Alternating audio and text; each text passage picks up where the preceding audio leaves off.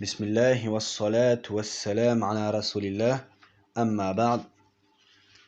Nous continuons nos audios dans le sharh de Al-Manzuma Al-Bayquniya, du poème de Al-Bayquniya dans la terminologie du hadith, fi mustalah al-hadith. Nous étions arrêtés au hadith numéro 25, à savoir Al-Muttarib. Et aujourd'hui, nous voyons, bi'idhnillahi ta'ala, la 26e catégorie de hadith, à savoir Al-Mudrajat. Al-Hadith Al-Mudraj. Donc, l'auteur nous dit Wal-Mudrajatu fil hadith ma atat min ba'di alfadhi ruwati ittasalat.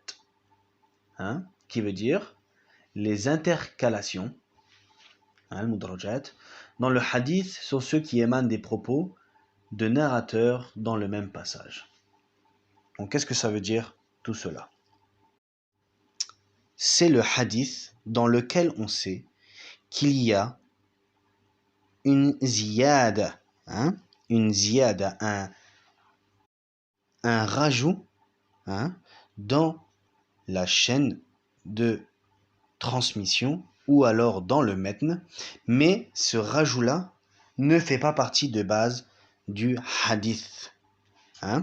C'est un des rapporteurs qui est venu ramener une parole de sa part qui n'est pas les propos du hadith. Et ceci sans que ce soit vraiment clair que ce soit un rajout. Donc le hadith Al-Mudraj, c'est le hadith dont il y a un rajout d'un des rapporteurs, que ce soit dans le matn ou dans la chaîne de transmission, et que de base il ne fait pas partie de ce hadith et ce n'est pas clair que c'est un rajout. On ne voit pas clairement que c'est un rajout, on peut croire que cela fait partie du hadith. Les causes de ce rajout, ils peuvent être multiples. Un sahabi qui est venu éclaircir un point du hadith, ou alors qui est venu argumenter par rapport à un hukm shar'i dans ce hadith-là. Et comme exemple de hadith al-Mudraj, pour que ce soit plus clair, nous avons par exemple le hadith de Abu Huraira radiyallahu anhu, quand il dit parfaites les ablutions, malheur aux talons qui seront en enfer. La première phrase est un propos d'Abu Huraira radiyallahu anhu et non pas une parole du prophète Mohammed sallallahu alayhi wa sallam. Donc là on voit que dans ce hadith, quand Abu Huraira nous dit parfaites les ablutions, il ne mentionne pas que cela vient de sa parole. On croirait que tout ça c'est un hadith et que c'est la parole du prophète alayhi salam. Or non, parfaites les ablutions et la parole d'Abu Huraira, malheur aux talons qui seront en enfer, et la parole du prophète alayhi salatu wassalam. Comment on a fait pour voir que c'était un rajout de Abu Huraira? Eh bien ceci est clairement mentionné dans une version chez Al-Bukhari et Muslim. Dans une autre version il y a directement malheur aux talons qui seront en enfer. Directement ça, et donc on voit que la parole est de Abu Huraira radiyallahu anhu. Donc ça c'est pour un exemple de mudraj en début de hadith. Un rajout en début de hadith. Si on veut un rajout au milieu du hadith, on a dans un hadith de Aisha radiyallahu anha qui a dit, à propos du début de la révélation, on trouve: il s'isolait dans la grotte de Hira où il s'adonnait au culte, c'est-à-dire à l'adoration des nuits durant. Donc le passage c'est-à-dire l'adoration est une ziyada, est un rajout des-Zuhri, comme le précise une version de chez le Bukhari. Il s'isolait dans la grotte de Hira où il s'adonnait au culte. Il dit le culte signifie l'adoration des nuits durant.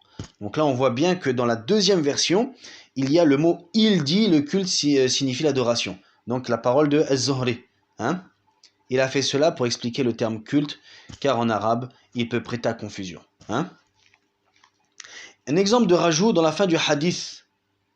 On prend le hadith d'Abu Huraira radiallahu an qui rapporte: j'ai entendu le messager d'Allah sallallahu alayhi wa sallam dire: ma communauté viendra au jour de la résurrection avec sur le front, aux mains et aux pieds des marques lumineuses en raison des traces de vos ablutions.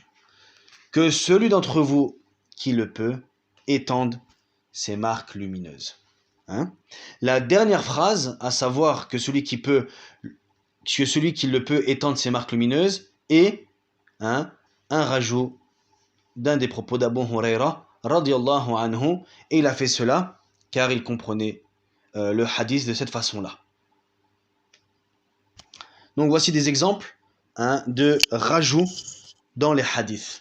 On voit qu'il y a certains rajouts, et ces rajouts, on ne sait pas réellement, quand on lit le hadith simplement, que ceci est un rajout du narrateur. Maintenant, quel est le statut de ces rajouts-là?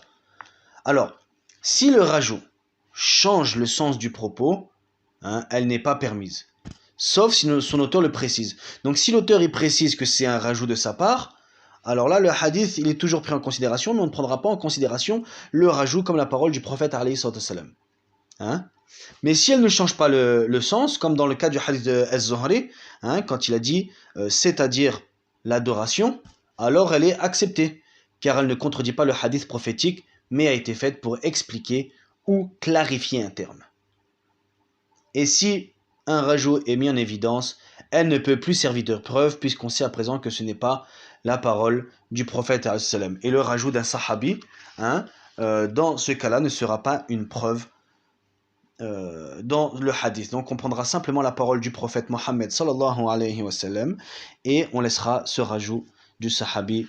Wallahu ta'ala a'lam, wa barakallahu fikum, wa jazakumullahu khayra.